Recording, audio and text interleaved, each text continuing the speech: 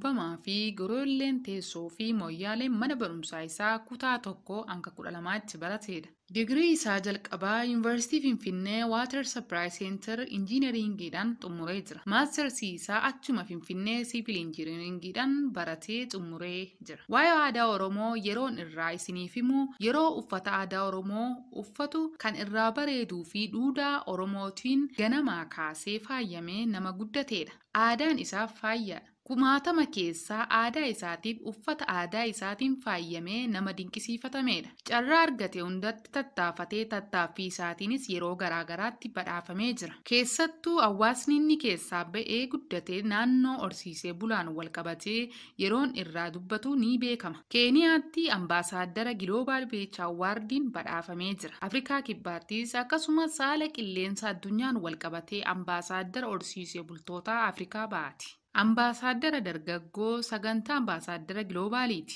Gara Dubaayii imaluun horsiisee bultootas bakka bu'eera.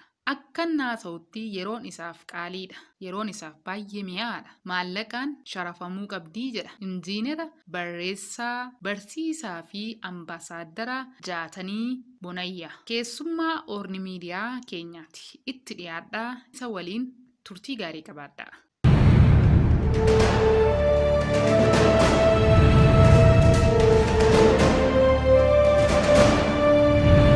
Galata guddaa qabdanii warri Orni Miidiyaa marroo qophii kanaa kennitanii fi maqaan kiyya Jaatanii Bonayyaa Godaanaa jedhama. Jaataniin mucaa horsiisee bulaa Booranaati. Dheed Booran liibanii kana geellee Booranaa dhalate. Booranaa dirree guddate Booran Itoophiyaa keessa jiru.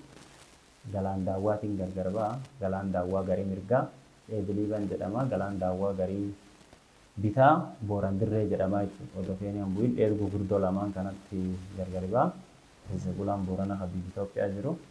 Akkanaanii an dheed gam liibanii gannaaleef daawwa jidduu nageellee Booranaa dhaladhe gam dirree guddadhe. Dheed mataa wayaamaa hamiyoo hamooyyalee kana guddadhe. Jaataniin achumatti mana barumsaa aanamiyoo mana barumsaa Boqqoluu Goomaa bara 2001tti galee akka ennaa Girigooriyaan kalaandaatti jechuudha. Eegas bokkuu baradhee kutaa tokko lama achi mana barumsaa horsiisee bulaan goggodaanaa sababa godaansisaa mana barumsa Booralee 3-4 baradhee achi kutaa 5-8 aanumamiyoo mana barumsaa teessootti barate. Teessoon filaa jaatoon gartee waan artiisaa akeekatti jajjabeeffachuu danda'e. Achumaan mana barumsaa 9-12 kan barumsa mooyyalee baradhee qophaa'inaa mooyyalee baradhee eegi mooyyalee baradhee bara 2012 gamdhuma ji'a 11 Yuunivarsiitii Saayinsii fi Teekinooloojii Finfinnee galee jecha. Achi 2017 Yuunivarsiitii Finfinnee irraa muummee barnoota injiinaringii damee Waatar Sappilaay Saniteeshiniitiin eebbifame. 2018 ammoo Yuunivarsiitii Dillaa galee ammallee 2019 deebi'ee Yuunivarsiitii Saayinsii fi Teekinooloojii Finfinneetti barnoota maastersii biyya hordofuu jalqabee siivil injiinaringii. Achumaan bara 2021 barnoota sun xumure. Bara 2021 gara ji'a adoolessaa hojii biyya Dillaa Yuunivarsiitii deebi'ee giddumaan osoo jiru Yuunivarsiitii Skilmart International College jedhanii barnoota biraa qorachuu jalqabee barnoota Project Management Analysis and Evaluation jedhamu. Isa dhiyoo bara 2023 keessa maastersii lamaffaanii eebbifamee gara barnootaatiin Jaataniin nam kana jecha.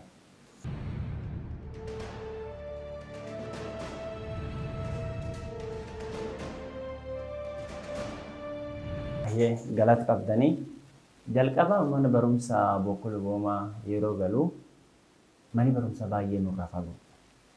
Sababa mani barumsa baay'ee nurraa fagoo taateefi abboon barraaqa garsaatii 11 mana naan ba'a. Horsiisee bulaadha. kophati jallee lafallee deemuu daa'ima hin danda'u. Karaan sun innaa sodaatanii humna jedhama. Qoloqola Booranaatti yookaan sodaachisa. Daa'imni tokko halkan hin gadi hin dhiiftu. Kanaaf abboon halkan naan ganamfata. Barraaq yeroo karbana yookaan garsaa 11 naan deemee gaaf laftii bari'u gidduu nageegessa jechuun walakkaa fageenya mana barumsaatii fi qa'ee keenyaa ittiin naga'ee na jala deebi'u. Amma yeroo kana hin deema galgala immoo yoo mana barumsaatii naannoo isaatii jaabaanu galgala galla. Dhumarratti akkanis jajjaba waan ta'eef gartee akka naannoo olloota firaa kan magaalaa dhiyaatan mana barumsaa dhiyaatanii guyyaa 5 kan achi bulu naa barbaade abbooni. Akkasumaan jidduu sun hin deddeebi'aa turre mana barumsa bokkul boomatti ammoo ijoollee warra fagoo kaardii wayii nuu kennan yeroo kilaasiin daqiiqaa 10 malee nu dabru mana barumsaa seenuu dandeenyu ijoollee warra fagooti jedhanii kaardii fageenya sun ibsitu xiqqoo ishee kutanii nuu kennanii kan fayyadamaa yeroo baay'ee barnooti ganamaa yoo barfannullee waan suniin argisiisa mana barumsaa seenaa turre. Guyyaa manneen barumsa hin jirre lamaan ammoo jimaata galgal galee guyyaa kaan lamaan horiitisa guyyaa sanbata xiqqaa fi dilbata jechuun yoo guyyaa kaan lamaan horiitisinu maatii qarqaarraa jechuudha guyyaa lamaan hin qarqaarraa horiitisa gaafa ammoo dafnoon dhufu yookaan maandee ammallee akkuma kaan barraaqnaan ganafatanii jechuudha. Yeroo bokkuu akkanumaan baradhee kutaa tokko barumseen suni nam 103 turre ijoolleen muraasatu namni cufi ijoolluma horsiisee bulaati eega namni naannoo magaala bokkul boomaa jiraatullee na jiraatu malee nama 300 taanee barachaa turre kilaasii tokko keessatti kilaasii kan keessaa gaafa tokkoffaa ba'achumaan gara kutaa lamaan na dabarsanii kutaa tokko lama waggaa tokko keessatti baradhe eegi kan xumurre bonii akkuma ammaa kanaa kan dhufe. Yeroo mani barumsaa fuulbana banamuu fedhu lafti bona hin godaana maatiin keenya jechuudha. Naannoo bokkuu sun gadhiisanii gara yeroo sanii faana dirreedhanii amma immoo nama ta'uu yaamaa jedhanii gargoorilee gurgodaananii yeroo godaananillee akkuma sun horii gulgodaanee jechuudha. Horii gulgodaanee naannoo sun jiru mani barumsaa baname abboon ammoo deemee waraqaa geggeessituu achi naa fuudhachumatti akka barachuu danda'u ta'e ammas horiin hin godaan gaafa horiin godaanu ammallee narraa fagaate mani barumsa kun. Waan ani hin keessa mani barumsa kun agas narraa fagaate deemuu jalqabee jecha. Hadoo deemuu gaaf tokko golja bineensadhaan hin beektan isa karkarroodhaan inni naannoo hedduutti naan hin ganafadha akkuma kaan ammallee mani barumsa nurraa fagaate. Yeroo amman barumsa deemaa jiru fuul kenna dhufte barraaqa gara isaa 12 amman kan ga'aa jirti. Gaafan arguun lafee fi waan akka lafee afaanii qaba. Fiigee galee guyyaa kan barumsa irraa bittaa abboo bineensa tokko kafoon afaanii lafee guddoo tokko afaanii qabu fuul kenna dhufee jedhee kunis argite chaalenjii warra horsiisee bulaa keessaa waa halkanii deemtaa bineensi dheettaa waan hedduu dheettaa eegalee jecha. Galee deemanii gaaftaa fuddoo kaan laalanii wanni bineensaa miti harkarroodha silaa mana baqata malee na nyaataa miti. Eegi kanallee argee akkuma gaaf duraanii kaanii naannoo mani barumsaa beezidita sunitti galuu qabaa jedhee abbaan ammallee naannoon sun ollaan fira tokkos hin jira achumatti deddeebi'aa akka baradhu argite tolchee eegi sun xumure horsiisee bulaan hin godaana ammallee gara miyootti deebine kutaa 5-8 achuma baradhee garuu kan cuf keessatti ilmaan horsiisee bulaan na qofaaniti fakkeenyaaf obboleeyyan kiyyaalleen akkasuma barumsa seenanii kan dur jiranis kamaandaas marro yeroo adda keessa ba'aa turan hin seenanii boniin dhufa hin godaananii jecha gaaf maatiin kan godaantu dirqam godaanta hin ta'etu man barumsaa tachi jecha hin ta'etu horii kan qabattee gulgodaanta jechuudha. Kanaaf inni atarma horii qabattee gulgodaantu mataan isaa waan chaalenjii gartee waan akkatiin barumsuun itti fufuu hin dandeenye si godhaati. Yoo maatiin akkas jabaattee hin jedhin iddoo tokko godaantee jennaani iddoo lamaffaattu deebitee barumsa jalqabuun siif hin danda'amu jechuudha. Kanaaf ilmaan horsiisee bulaa akkaataan barumsa seennu nama hedduu barumsa namni itti cimee garduma kanaan baawwanni muraasa ta'ee fi tokko fageen manneen barnoota ollarra qaban Lammaffaa mani barumsaa sun inni socho'aa miti iddoo tokko dhaabbata. Barataan har'asi barate godaane guliin godaane. Inni adda lammaffaan ammoo faffaca'insi manneen barumsaa naannoo horsiisee bulaa baay'ee muraasa hin jiru jechuu dandeenya. Ammaan tan xiqqoo wayyaa'aa jira. Ammallee akka horsiisee bulaa ta'utti fageenya hundarratti hin ijaaramne. Fakkeenyaaf yeroo baradhu suni lafa kiiloomeetira 23 gidduu mani barumsaa tokko jira jechuudha. Tokko as jira. Achi deemtee kiiloomeetira 23 irraa mana barumsaa biraa argata. Gama dhibiin ammoo kallattii dhibiin qabadha kiiloomeetira 33 irratti argata. Kanaaf walitti kiiloomeetira yoo diqqaate 53 keessa mani barumsaa 2-3 jira jecha. Inni kunin ammoo chaalenjii guddaa ilmaan horsiisee bulaa hin baranne hojja godhu. Ilmaan horsiisee bulaa biraatiif akka fakkeen ta'u ammoo yeroo kan guutuu keessatti bakka tokko irraa godaannee bakka biraa yoo mani barumsaa jiraatu achuma jalqaba. Maatiin akkuma godhanii waraqaa keessaa fuudhan malee sababa mana barumsaa jijjiiranneef addaan hin kunne tokko kan godhu suni. Lammeessitu ammoo yeroo mana barumsaa seen kamittiyyuu mata qonatti hin taane jechuun namni silaa mana barumsa tokko irraa gara tokko dhufu haaraatti ta'uu danda'a. Ani iddoo dhufu cufattiyyuu mool caalaa hojjeta jechuudha. Kan jalqabaallee eegiduuf kan lammaffaallee mana barumsa sadaffatti dhufellee teessollee kan duraanitti dhuferra lammaffaa baay'ee gaafatti dhufu sadarkaa duraa irratti mana barumsaatti ba'aa ture. Kanaafuu waan warra horsiisee bulaa jedhu jira. Nami jabaan kamii jennaan jabaan karaa baay'ee guutuu jedhan. Kanaafuu yoo horii tisinullee horii jabeessina. Yoo man barumsa deemnullee man barumsa kana guyyaa waan kan harkaan qabannu itti cimnee qabannee akka argite maal jennaani maatiin kunini baay'ee booranni ijoollee gana barsiisuun yeroo gargaarsisu ta'u. Ijoolluma amma baratta kanayyuu maal jennaani horsiisee bulaa mani barumsa hin jiru karaan hin jiru. Hubannoo namni waa'ee barumsaa qabuuf illee hin diqqoo. Maal jennaani booran barannootii kaseene naannoo bara 1940tti yeroo mootummaa Haile Sillaasee jechuudha. Yeroo sun seene 41 barattoota horsiisee bulaa muraasa illee mani barumsaa achi hin jiru gara giddu galeessaa kanatti fidanii barachaa turte. Eegi sunillee addaan cite jechuudha. Yeroo dargiillee addaan cite, yeroo mootummaan yaadi dhufuullee addaan cite, namni fedhii barumsaa yookaan waan barumsi namaa ba'u yeroo sanaan argee addaan cite. Gaaffii jira jechuudha. Sababa gaaffii kanaatiif gargar fageenya waa'een barumsaaf waa'een nama baratees addaan cite kanaaf uummati baay'ee firiisaa hubachuu irratti yookaan deemanii uummata kanaa waan kan galchuu irratti hanqinni guddaa jira.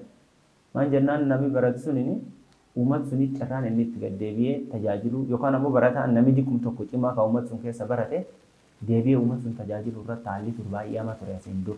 Keessumattuu yeroo mootummoonni jijjiiraman warri barate haaniin adamsamanii ilmaan horsiisee bulaa okke kiyyaallee yoo barate warra akkasum taa'aa yaadii jedhu ture jechuudha asiin dur. Maal jennaan warri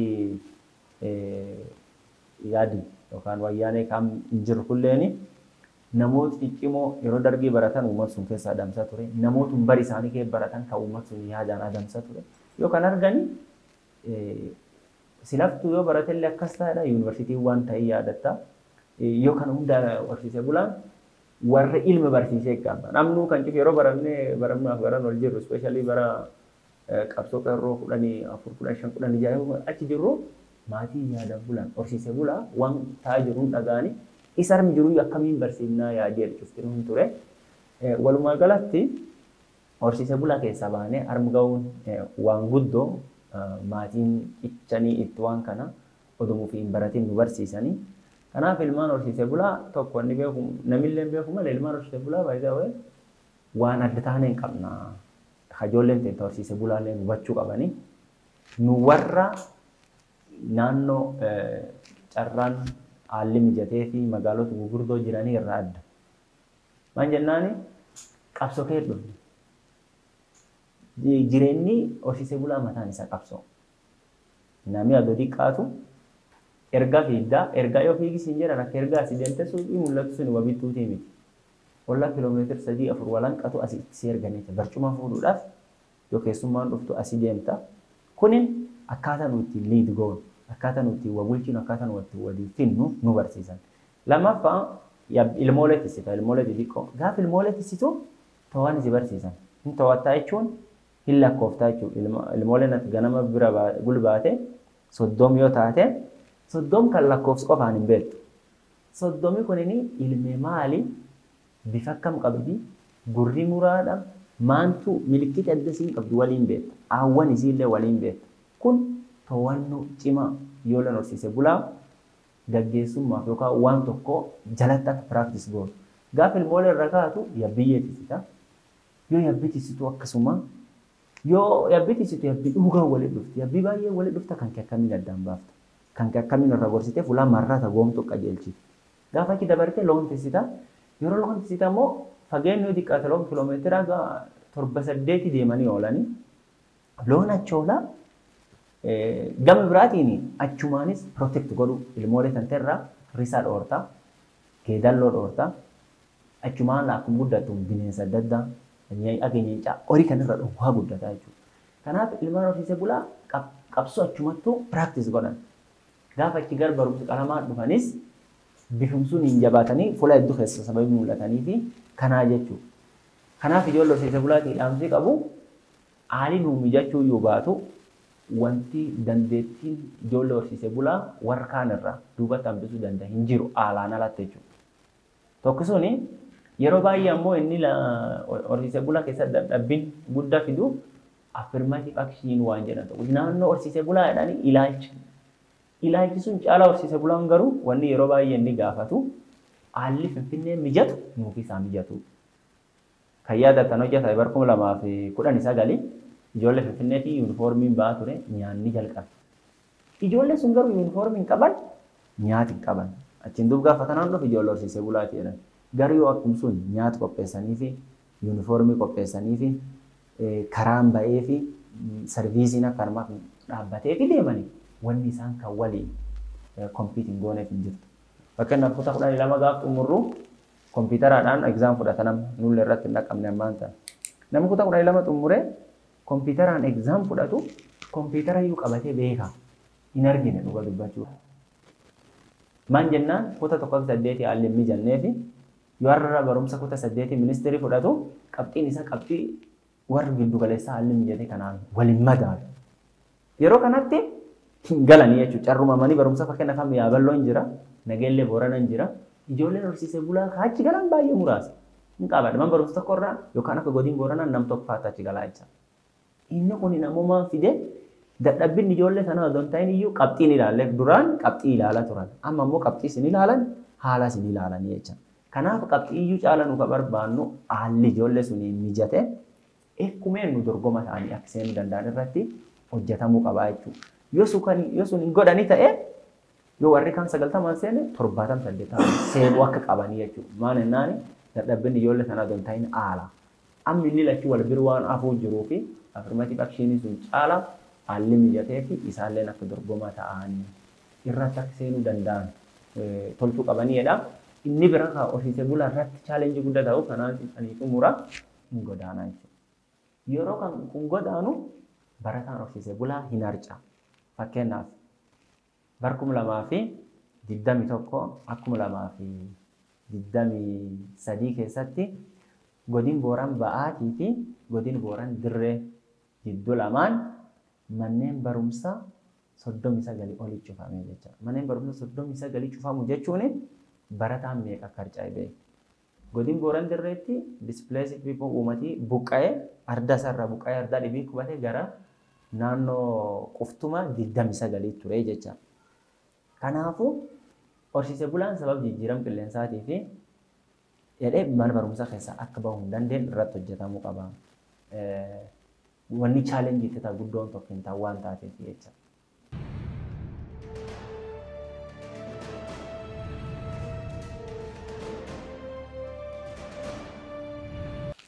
Aadaani anaa fi utubaa eenyummaa itti hirkachuu dandeettu tokko jechuudha. Waan aadaatiin yoo ilaallu ani waan qaraa ilma horsiisee bulaa ta'ee ammallee ilmu warra sirna gadaa keessa bulu warra gadaati. Abbaan kiyya torbaan baallii gada boruu guyyoo ture. Gada boruu guyyoo jechuun abbaa gadaa Booranaa ka yeroo warri Yaadig dhufe harka isaaniitiin wareegame boruu guyyoo ka jedhamu ka inni isaa aangoo fuudhuuf ka'e kana torbaan baallii kan ka'e ture jechuudha. Abboon torbaan baalliiti arraaba dabballummaan dhaqqabanne gammeen dhaqqabadhe agum dhaladheeyyuu aadaa keessa guddadhe jechuudha. Abboon ammallee jaallaba torbaan baalliiti yaa godaanaa turanii jechuudha. Kanaafuu aadaa keessa guddadhe yeroo man barumsa galu gammee qaba. Dabballummaan dhaqqabannee siin jedhe gammee gartee bara yoo dabballee gubbisanii asirratti akkas gammee naannoo wayii qageengoo fakkaatuu fi ijaaranii inni kun immoo harmatti aadatta gammee jedhama. Gammee kanaan man barumsa gala. Baalee gammee naan jetti ijoolleen yeroo andi kaasan man barumsa keessatti yeroo sun iyyuu aadaa xiyyaa ijoolleen garee man barumsa galtu ofirra cirti gammee sana baalee gammee jedhaniin dheetti hinduuchi. Anachitti iyyuu aadaa xiyyaa waan taateef hinduuchine ittiin boona ture. Dhadha dibadhaa guyyaa sanbata lama sanyii ofirra dhiqee deemaa jechuudha. Kan akka aadaa kan jalan kana godhe maatiiti. Akkuma isin jedha abboon torbaan baalliiti achitti gadaa isatti taananii warra gadaa waliin turan keessatti warra akka malee gadaa gaggeessaa ture. Hayyoonis akkasuma ammallee deebi'anii ilmaan kormaati. Ilmaan nyaachis nyaattu ilmaan sirna gadaa fuutu ilmaan gadaa kee jirtu jechuudha. Waan kan ta'eef sirna kan cufayyuu kee dhufa waan tureef fulaan aadaa qabu guddachaa dhufu. Yeroo manneen barumsaa diqqeen naaniyyuu house of drama argisiisanii aadaa kan qabadhee argisiisaa ture. Gaafa namuu kutaa sadii baradhu nyaachisedhanii nyaachisatu ture. Nyaachisa jechuun kunini lubu tokko keessa Booranni durii ilmaan lubu tokko gaafa isiin waggaa argitee dabballum keessa baatee sagalii ati 24 gidduu kan keessa jiru kasubboon gaafas waggaa 24 taatu nyaachis nyaata. Nyaachis kan jechuun nam lubaan abbasii ta'u guutuu ka godina Booranaatti deemanii horii sii qalan jechuudha. Horii sii qalanii gurmuudhaan deemta gumii gaayoo dhufte gumii gaayoo irra gargar kallattii adda adda kaata. Yeroo kana akka nyaachisi kun amma ilmaan horsiisee bulaa kunin kopheellee hin keeyyattu yeroo sunitti yeroo nyaachis kan deemtu akka jabaattu. Yeroo gammee kan keessa gara kuusaa gara muusoo deemtu cimtee akka deemtu akka shaakala jechaadha. Shaakala kan si barsiisu kan keebbaanee gammee buufannee goodiyyaa qallee dhufnee jechaadha. Hin dhufnee yeroo kutaa 12 tokko baradhullee miidiyaa keessa ture waa'ee gadaa mujjii waa'ee ardaa deemaa ture. Keessumattuu achiin ba'ee wanni ammoo moor akka inni sirna gadaa kanaaf waa'ee aadaa biyyaa bakka illee hordofu kana godhe barkuma 2012 garduma Finfinnee Yuunivarsiitii Saayinsii Teekinooloojii Finfinnee gallee barkuma 2013 ji'a ammajii as dirree irreechaa yookaan ammoo namni hedduu masqala addabaabayii jedhuun kana hiriyaa kiyya lixa Oromiyaa irra dhufu waliin wayaa aadaa keeyyannee dhufu. Wayaa aadaa keeyyannee gaafa dhufnu Finfinnee barkuma 2013 kan sin jedhu akka Giriigirooyaan kaalaandaa HGC kaalaandaa achi dhufnu namni akka maraataa nu daawwata. Namni akka maraataa nu daawwata si bulee anis ilaalanii argite namni gadi ammeen itti fakkaata garuu aadaan ta'e waan aadaa kan ta'e hojjaa uffattu yuunikii taata. Eenyummaan kan kee hin odeeffatamu jechuudha. Hin odeeffatamu jechuun akkanumsi ilaalanii warri duraan miidiyaa irratti arge kun Oromoo siin jedha jechuudha. Kan gaafa arguanini namni tokko ka beekamuu danda'uun aadaa isaatiin akka ta'e naa gala. Maan innaani uummati keenya kun beektu uummata Oromoo keessumattuu Booranni sirna gadaa gadhiisee hin beeku. Sirna gadaa ammaan tana 72 ka haaromsa asii kanaan dura 94 baay'ee addaan cite. 94 baay'ee addaan cite. Kadhibii gana 200 eegitaan dudduubatti haaromsi kun hin eegalee jecha. Kanaafuu duriiti jalqabee gamma uummati kun uummati gadaan bulu waan ta'eef eenyummaa isaa yoo uffate beekama. Amantiin eenyummaa kan hin himtu. Wayaan ati uffatte eenyummaa kan kabira hin himu. Wayaan aadaa sun gaafa uffattu saba san jedhee achi sii kaa'e jechuudha. Kanaafuu ani inni tokko akka aadaa kiyya abboon kana godhe keessa guddadhe lammeessitoo uumaan akka inni sabsun ta'u isatti na ta'u. Eegi sabsun ta'e waan sabsuni mul'isuu qaba jechuudha. Maan waaqni karoorsatti keessa na dhalee an sabsunii jedhee waa'ee sabsunii uffata kiyya qofirraa akka anga'uttu yoo diqqaate jechuudha. Yoo afaanillee haasa'uu baadhee hin haasa'amaa jechuudha. Kanaafuu waan aadaa kan ilaalchisee jechi tokko jira. Kaa hayyuun Oromoo kaas buuteen isaanii dhabame ab dabbasa guyyoo safaroo yookaan abbaan liban jedhe.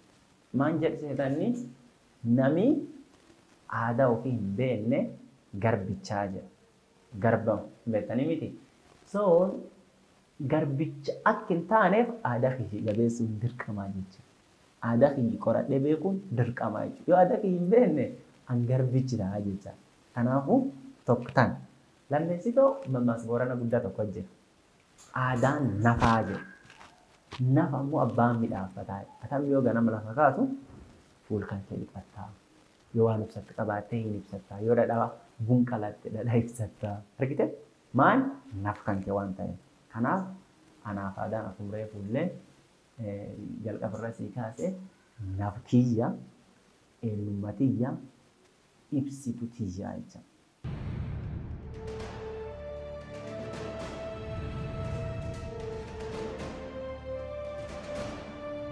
Badhaasi kiyya gurguddaan jechuun inni jalqaba kawaa'ee mana barumsa keessaa malee jechuudha. Barkum 2021 warri biyyoota 17 irraa African Youth Leadership Model United Nations ka jedhanii yookaan ammoo gaggeessummaa dargaggoota Afrikaa ka jedhu walga'iin barkum 2021 Finfinnee taa'ame. Walga'ii bar 2021 Finfinnee taa'am kanatti waraqaa dhiyeessita. Waa'ee mata dureen sii kennama. Tokko mata duree fayyaa, mata duree haala qilleensaa, mata duree mirga namoomaa. Guyyaa suni mata duree lama gurguddoo ture. Waa'ee mirga namummaa fi waa'ee fayyaa ture yookaan Model United Nations WHO Model United Nations UNHRC ka jedhan gartee fuula lamatti qoodanii isaanuma kenna warri walga'ii geggeessuu dhaabbata Intercontinental Youth Association ka jedhanii yeroo dhaabbati kunini kennu anaa ka WHO kana na dhaqqabe. Gaafas yeroo koronaa nam miidha keessa ba'uuf jedhu suni 2021 anilleeni waa'ee talaallii COVID irratti waraqaa kiyya dhiyeesse. Waa'een Itoophiyaan maaliif talaallii fudhachuu diddii ka jiru irratti waan gabaabduu dhiyeesse. Gaafa wal dorgomanii guyyaa 3 walga'ii teessee afuraffaa irratti fiidbaakiin jira jechuudha. Warri gulaaluu yookaan ammoo warri waan sun qoratu komiteen hin jirti. Peeparii kan kee gumii dura dhiyeessita. Eegi dhiyeessineen dudduubatti waan madaalanii the best position paper badhaasa jedhamu argadhe waraqaa dhiyaate keessa waraqaa dansaa jedhan. Kanaafuu the best position paper kan irraa argadhe Africa Youth Leadership Model United Nations walga'ii jedhamu dhaabbata Youth Intercontinental kan irraa argadhe jechuudha. Barum 2021 kana ammoo gardhumaatti hin beeka biyyittiin kenna naannoo Tigraay fi Itoophiyaa walaadha turte baay'ee. Yeroo waraanii hamaan kun jirutti dhaabbati IGAD jedhamu wanni baase beeksisa wayii baase waa'ee nagaa irratti. Namni waan nagaa irratti walaloo akka dhiyeessan baase. Gaaf walaloon kun argu walaloon Ingiliffaa biyyoota Afrikaa ka IGAD regionii hundayyuu jiddu galeessa godhatee baafate. Ammoo akka biyyi isaaniitti waan kan namuun dorgoma. Anillee hin dorgome.